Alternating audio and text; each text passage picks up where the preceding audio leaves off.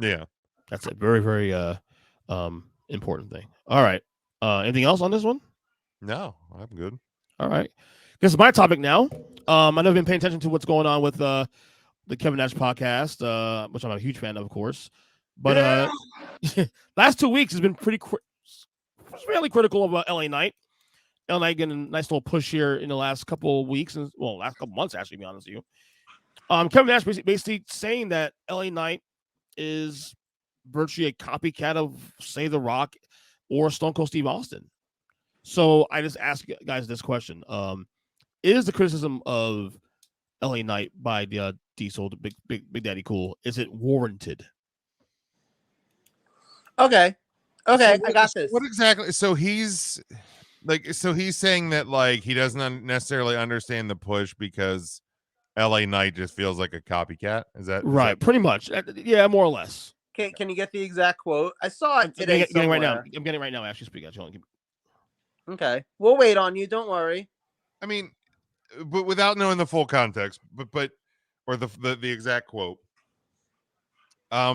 I don't think it's just innately wrong for like older wrestlers to like question like the level of a push or something like that, or to say they don't necessarily understand something that is one of the bigger stories of today. I think sometimes, and shocking, there's tribalism in wrestling, but like with wrestling fandom, but like I think sometimes people get way too protective of eras, and they go, oh well, this guy's just being a grumpy old man. Of course. So, and I think I've seen some extreme reactions to Kevin Nash regarding this, and I'm not even necessarily saying I support what Kevin Nash is saying or endorse it or whatever, but like I think too, like it's not inherently wrong to question what is going on with a push right now. You want the quote here? Yeah. All right, here's a quote here. It probably makes a lot of sense. There's so many people that agree that LA is doing the Rock Austin thing. I mean, the guy's been in the business for like 10 years. Why didn't he get over anywhere else? I've always said that if you're not over in 3 years, it's just not going to happen. I would go down to NXT and ask the guy, how long have you been there? And he would say 4 years, 5 years. This was before NXT had his own show. He's basically saying that he's never got over until now. So, okay. So the first problem with that is LA Knight was over in other places. Yeah. Like he was hugely over in Impact. He was the world champion at one point, wasn't he? By the way, he does admit also another quote that he has not seen his work. So there's that. So, okay, now I'll throw a flag on the yeah, he was a one-time Impact World Champion. He was also King of the Mountain Champion. He did pretty good in the NWA. He was NWA World Tag Champion. But he's been at the top of the card in NWA in Impact Wrestling. Yeah, like it's literally invalid to say he's never made it anywhere. And I'm saying this as someone who's never been the biggest fan of him. Like I never liked Eli Drake in Impact Wrestling. It was one of my least favorite things. But he was over. He was huge in that company. It's the reason why he's in WWE today. The reason why he got any attention paid to him was the work that he was doing in Impact and NWA. So is it possible? Right? Is it possible he's copying attitude or stuff? Who cares? So that's what I'm saying. Like, so let's break this down. Dummy, yeah. Dummy, yeah. Let's break this down. Because first of all, the original point that Kevin Nash was trying to make, which was, if he's so good, why didn't he get over anywhere else? Is invalid because he did get over some other places. He was over in other places. Yeah. So Nash's point already just dead. Right. But we can look at the other question, which is he only getting over because he's basically just doing Stone Cold Steve Austin? And the answer is kind of yeah. But he's doing it really well. Like, I mean, fucking, it's almost too bad that Owens is out there doing the stunner, because you could just have him do the right, stunner exactly. At this point. Yeah. Like, is there anything actually wrong with somebody who's able to have the same mannerisms and same energy as someone who was really popular 20, almost 30 years ago. Is it wrong to just do that again? I mean, isn't that just entertainment? Imitation is the best form of flattery. Lex Luger was a different version of Hulk Hogan. Yeah. Kurt Angle was a different version of those two. Like, but there was pieces of it's the American hero gimmick, right? Yeah. Like, Chris the guys, Benoit was a different have version of John Wayne Gacy. Like, it's Oh, all Jesus just Lord. connected. Oh boy. The Judgment Day is a similar. It's a morphing of like the Brood in the Ministry, right? So like tell me anything that is truly original in wrestling right now. I mean, the Bloodline. The Bloodline. That's it. Bloodline is really original. It really is. But like,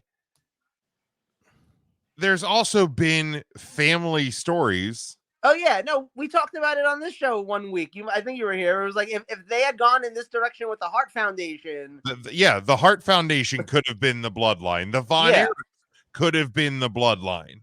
Yeah. Right. So family stories are just.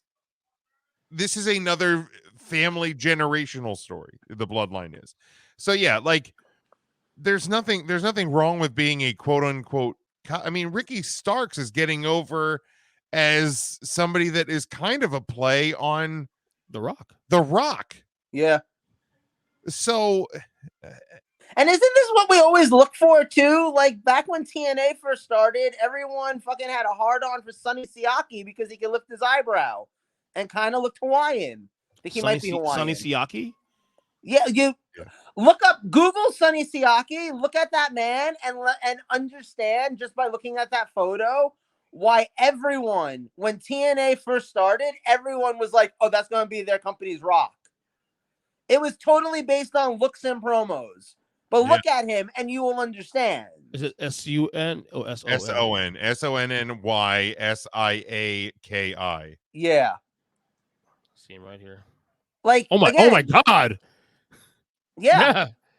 Everyone was like, "Oh, he's going to be the company's Rock." That's literally Rocky Maivia. On the fact that he kind of looked like the Rock. Literally Rocky Maivia. Yeah. Like literally. Well, this is wrestling. Yes, it's okay. So, for how many years have we heard who's going to be the next Austin? Who's going to be the next Hogan? Who's going to be the next John Cena? Who's going to we've always done this. Yeah. So if you're asking the question, who's going to be the next Austin? Who's going to be the next Rock? Why are you mad when somebody fills that role, quote unquote? It's because he's jealous because no one's become the next Nash because everyone has really strong quads. And okay. So part of that quote as well is if you can't get over in 3 years, then the gimmick doesn't work, right? Yeah. Okay. LA Knight first appeared on WWE TV at NXT Takeover Vengeance Day on February 14th, 2021. So it's been 2 years. Evan, that's less than 3 years ago. So it doesn't, and here's the other thing that is getting lost in all of this is like we're supposed to kind of pretend that every wrestling company is its own universe, right? Like we know guys existed elsewhere and girls existed elsewhere, but like when you get to WWE, that's the first time that the WWE audience ever sees you. So it doesn't even really matter if he got over in TNA or NWA or anywhere else that he's been. Because now he's in the WWE. Right. He doesn't have to have been over in the NWA. Right. To be over or not in the WWE. And truth is, plenty of people have been ridiculously over in places and then come to WWE and shit the fucking bed. Or vice Cara. versa. Or vice versa. Yeah. Right. Yeah, like it is a weird it's a weird like stance to take, and I don't know if it's just to like gain Attention. clicks on his YouTube. It's very much the case. That's not, You know, because people are talking about it. Right. Um, Good job. I mean, it is my favorite podcast, wrestling podcast right now, honestly. But yeah, and I love Nash, but he holds the L here in this one. He does. Yeah, and yeah, I think because like I mean, even wrestling, like I think if you would ask The Rock, like, how did you develop the Rock character? Like, he would probably say like, well, he took probably some of it from his dad, some of it from his grandfather, some of it from movie characters, some of it from this. How did Stone Cold Steve Austin develop his character? Fucking put someone from the Sandman, maybe. Like, you know what I mean? You know, like how did how did Triple H come up with his character? How did Shawn Michaels come up with his character? How did John Cena come up with his character? Like, yeah, you have to go back pretty far to find some like actual original characters. Yeah, generations ago. Yeah. So yeah, it's kind of like my belief how in Lucha Libre every wrestler is like El Hijo de yada yada or like yada yada Junior or Volano 17 or like. So, like, I like to believe that at some point only one luchador existed, and all of these have somehow like spawned off of him. I mean, if you think about it, it probably originated with just a small handful of guys that began wrestling in Mexico or whatever. Oh yeah, and just as more and more people got interested, that's how that was born. Right. You know, so yeah, I mean, it is tied back to the very origins of it. But yeah, like, and honest to God, like, for years, you know, wrestling and WWE and everything, like people labeled it as like boring, or you can't create the next Austin, or you can't create like the next big star, this and that. So you have stars now. You have obviously the bloodline, and you know, Cody's a huge star and Seth is a huge star and this and that. But like, you have a guy who, you know, has been doing this sort of gimmick for a while, and he's worked and changed it a little bit. But like, you know, he's 40. He like, I'm 38. You guys are in your early to mid 40s, right? Like, I'm about to be 40. Yeah. Like, what? This guy grew up in the era when that era was big, right? So, you know, when you listen to Kiss or Aerosmith, and you listen, who were their influences? Well, I listen to the Beatles. I listen to this. So they kind of, like Gene Simmons and Paul Stanley, however you feel about Kiss aside, they said like the thing that inspired them to be musicians was seeing the Beatles on Ed Sullivan, and they just they wanted to be the Beatles, but like louder. In Joe's case, it's Migos.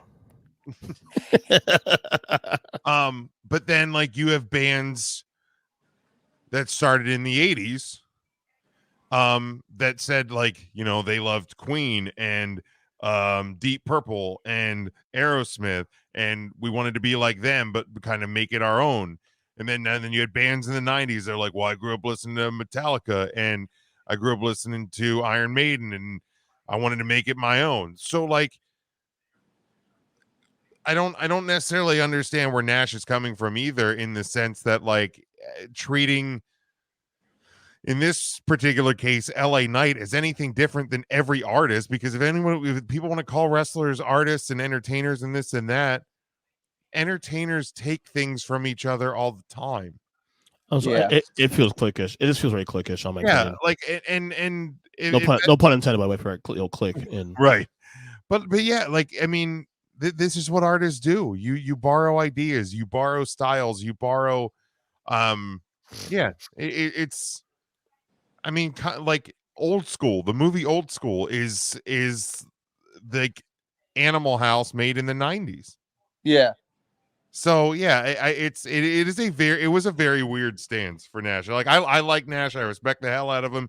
I love the political stances he's not afraid to make. But I love his political stances. This thing about LA Knight, man, just feels like a weird take. Yeah, that's okay. He can be wrong with them all. It's okay.